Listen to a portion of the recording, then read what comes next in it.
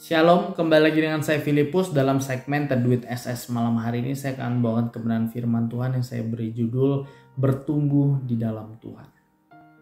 Yohanes 15 ayat yang keempat berkata, "Tinggallah di dalam aku dan aku di dalam kamu, sama seperti ranting tidak dapat berbuah dari dirinya sendiri kalau ia tidak tinggal pada pokok anggur.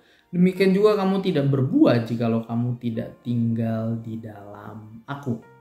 Pada ayat ini itu membuat suatu perumpamaan dalam kita bertumbuh di dalam Tuhan itu seperti layaknya menjadi pohon yang pada akhirnya untuk menghasilkan buah. Nah, kali ini saya juga akan menganalogikan suatu pohon di mana proses pertumbuhan pohon yang bisa kita interpretasikan dalam kehidupan kita sehari-hari untuk bertumbuh di dalam Tuhan. Yang pertama, mempunyai pondasi hidup yang kuat. Dalam kita berproses untuk bertumbuh di dalam Tuhan, kita tentunya harus mempunyai pondasi hidup yang kuat. Sama seperti pohon yang mempunyai akar yang kuat. 1 Korintus 15 ayat yang ke-58 berkata, "Karena itu, saudara-saudaraku yang kekasih, berdirilah teguh, jangan goyah, giatlah selalu dalam pekerjaan Tuhan, sebab kamu tahu bahwa dalam persekutuan dengan Tuhan jerih payamu tidak sia-sia." Ayat ini jelas berkata pada poin yang A-nya, berdirilah teguh, jangan goyah, giatlah selalu dalam pekerjaan Tuhan. Poin pertama dalam proses pertumbuhan hidup itu harus mempunyai pondasi hidup yang kuat. Sebagai anak Tuhan, pondasi hidup kita adalah Alkitab, tentu, yang menjadi dasar pedoman hidup umat Kristiani. Di Alkitab itu ada segala sesuatu yang kita perlukan di dunia ini. Di saat kita sedih ada ayat-ayat yang menghibur. Di saat kita sedang putus asa, kita sedang kecewa, kita sedang dalam masalah. Bahkan ayat-ayat yang mengingatkan kita untuk bersyukur, untuk tidak sombong, tetap rendah hati. Begitu juga anjuran-anjuran yang harus kita lakukan, kewajiban kita, serta larangan-larangan yang tidak untuk kita lakukan, semuanya lengkap dalam satu Alkitab. Jadi sebagai anak Tuhan, supaya kita bisa bertumbuh di dalam Tuhan, kita harus paham betul tentang Alkitab. Terlebih lebih kita bukan hanya sebatas paham, sebatas membaca maupun mendengar dari orang lain, tapi kita juga boleh menjadi pelaku-pelaku firman Tuhan. Kita harus memiliki pondasi yang kuat. Supaya apa? Supaya kalau pondasi kita kuat, kita tidak mudah terpengaruh oleh orang lain. Di saat ada agama lain yang mulai menceritakan agamanya, yang mulai membalik-balikan fakta tentang agama Kristen, lalu kalau pondasi kita tidak kuat, ya kita bisa punya kecenderungan untuk murtad dan pindah ke agama tersebut. Begitu juga di saat ada tekanan hidup, di saat ada hal-hal yang tidak diinginkan, kita juga bisa murtad.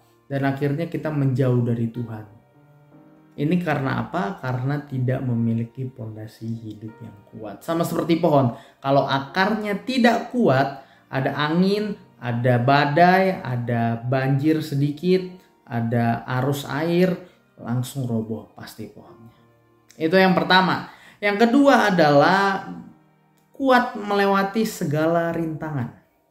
Ada pepatah berkata dalam pohon, semakin tinggi batangnya, semakin tinggi pohonnya, maka anginnya akan semakin besar. Begitu juga kita dalam bertumbuh di dalam Tuhan. Di saat kita semakin bertumbuh, dewasa, semakin bertumbuh di dalam Tuhan, otomatis rintangannya akan semakin berat. Sama seperti pohon. Di saat dia semakin tinggi, anginnya semakin kencang, dan semakin kencang. Untuk itu poin yang kedua adalah kita harus kuat dalam melewati segala rintangan yang ada.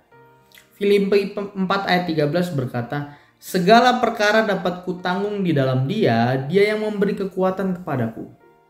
Yesaya 40 ayat 29 juga berkata, "Dia yang memberi kekuatan kepada yang lelah, menambah semangat kepada yang tiada berdaya." Poin yang kedua adalah kuat melewati segala rintangan. Tentunya kita sebagai manusia mempunyai keterbatasan. Kita tidak sempurna. Kita terkadang down, terkadang jatuh, terkadang lemah. Di saat kita down, kita jatuh, kita lemah, di saat ada rintangan, ada masalah yang menghampiri kita, jangan pernah kita menjadi jauh dari Tuhan. Justru kita harus bertumbuh di dalam Tuhan, yaitu kita lebih dekat lagi kepada Tuhan. Karena apa? Yesaya 40 ayat 29 berkata, Dia yang memberi kekuatan kepada yang lelah. Jadi Tuhan memberi kekuatan kepada yang lelah. Dan juga Tuhan menambah semangat kepada yang tidak berdaya. Jadi poin kedua adalah itu, kuat melewati segala rintangan. Poin yang ketiga atau yang terakhir, ini merupakan yang menjadi titik finish kita, yaitu berbuah. Jadi kalau kita sudah punya pondasi yang kuat, kalau kita juga kuat melewati rintangan yang ada, yang terakhir adalah berbuah. Sesuai di Yohanes 15 ayat yang keempat tadi, bahwa sama seperti ranting yang harus berbuah jika ia tinggal pada pokok anggur. Nah, kita sebagai anak Tuhan yang bertumbuh, kita juga harus berbuah.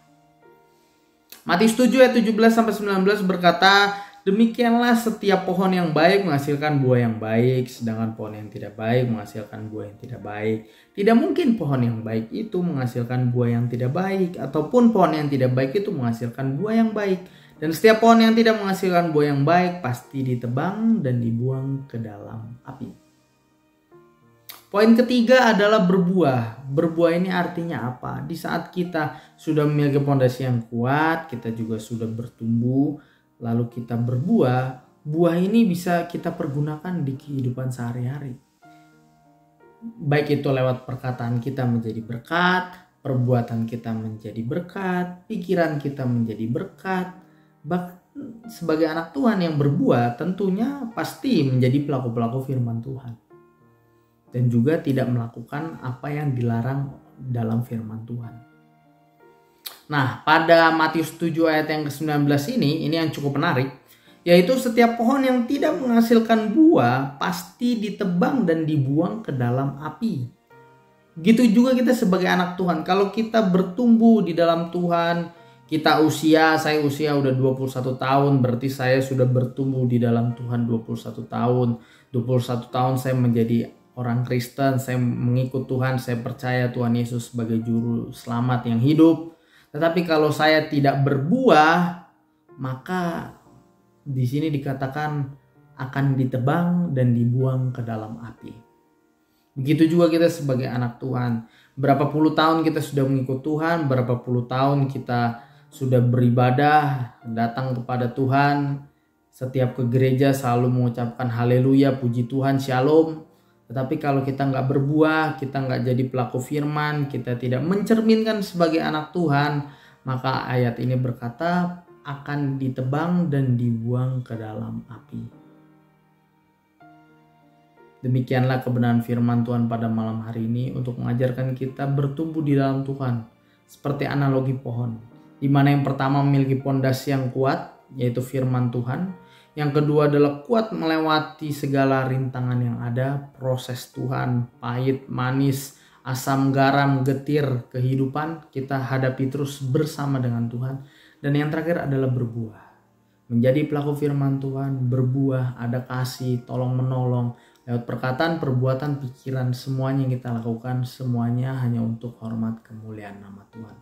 Demikianlah kebenaran firman Tuhan malam hari ini, biarlah menjadi perenungan bagi kita semua. Dan selamat beristirahat, selamat malam, Tuhan Yesus memberkati kita semua.